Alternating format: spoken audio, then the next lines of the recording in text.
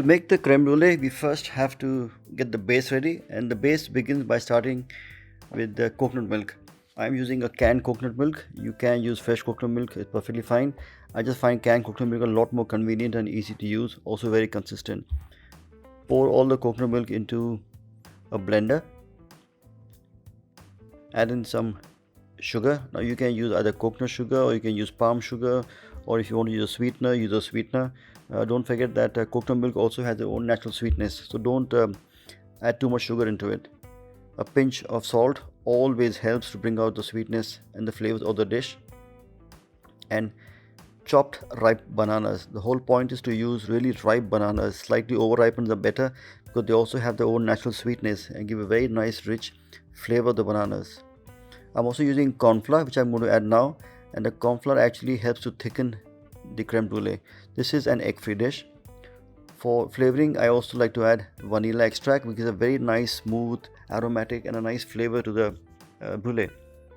Peanut butter, a couple of spoons of peanut butter, homemade peanut butter. The recipe I have shared on my YouTube channel. The peanut butter gives a very nice flavor along with banana. It really works well. They're really classic flavors. They always gel together. All this goes into the food processor or a blender, and they are whipped together till they're nice and smooth. The whole idea is that you get a very nice smooth mixture. So when you actually put your spoon into the creme brulee, you get a very nice, luxurious, soft mouthfeel, and all the flavor of the banana and the peanut comes through. Transfer this creme brulee mixture into a pan, always into a cold pan, never put into a hot pan, and on a low or a medium heat, you begin cooking the creme brulee mixture. Now again, this is an egg-free dessert. Corn flour is used to thicken it, but on a low heat, as you begin to cook the mixture, the corn flour helps to thicken the brulee, and you will get a custard-like consistency. And that is the moment when you take it off, lightly let it rest for approximately 3 to 4 minutes, and pour them into your desired bowls. I am using 3 different bowls here because I'm going to teach you a technique of how to actually caramelize. Classically, we use a blowtorch in restaurants to caramelize the creme brulee, which I will also use, but I'll also show you 2 different hacks or tricks of how you can actually do the brulee at home without actually having a blowtorch. Very simple techniques.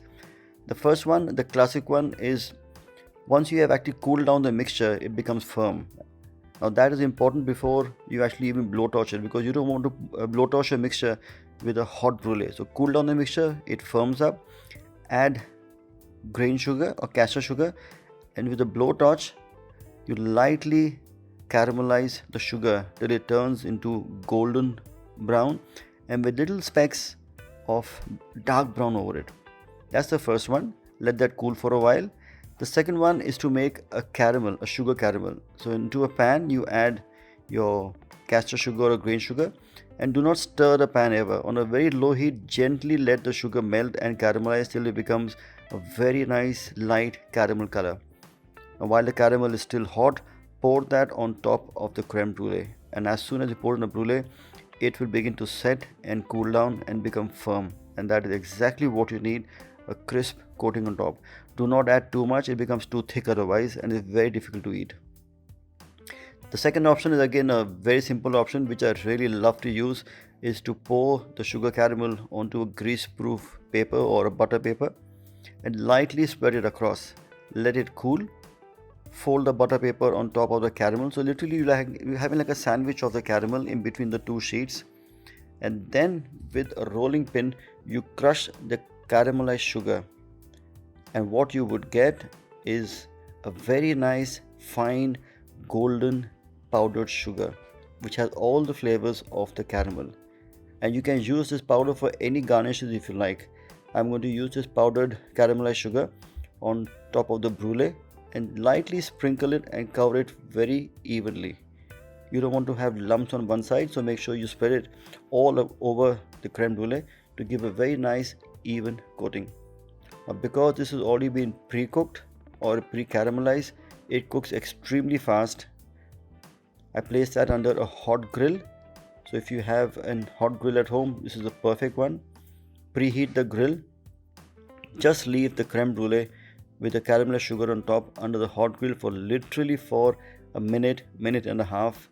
And because the sugar is already pre-cooked, it really just has to melt, and as soon as it melts, it forms an even layer on top, and what you would get is a very thin caramel topping on top of your brulee. Let the brulees rest, and as the brulees rest, the sugar becomes firm and becomes crisp. And there you have our 3 types of a vegan creme brulee. Is coconut milk, is banana, is cornflour, is peanut butter, sugar and vanilla extract. So 3 types of creme brulee.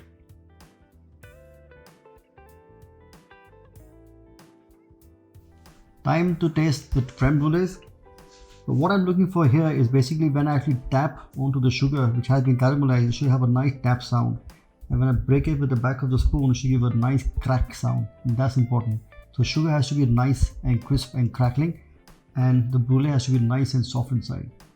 So let's have a look. So that's a good tap sound. That's a good tap sound. So let's have a look. That's one. There we are. Oh, look at that. You see that? The sugar has got nice coating on top. A very thin layer, crisp, and already looks very crunchy.